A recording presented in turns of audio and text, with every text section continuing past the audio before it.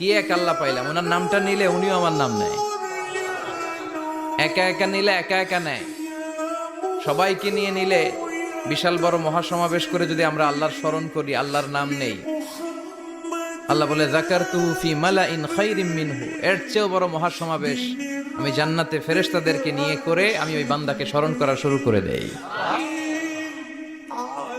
আমার বান্দা যদি আমার দিকে এক বিঘত আসতে চায়, শেবের, এটাকে আরবিতে বলে শেবের, এক শিবের আসতে চাইলে আমি বান্দার দিকে এক হাত এগিয়ে যাই।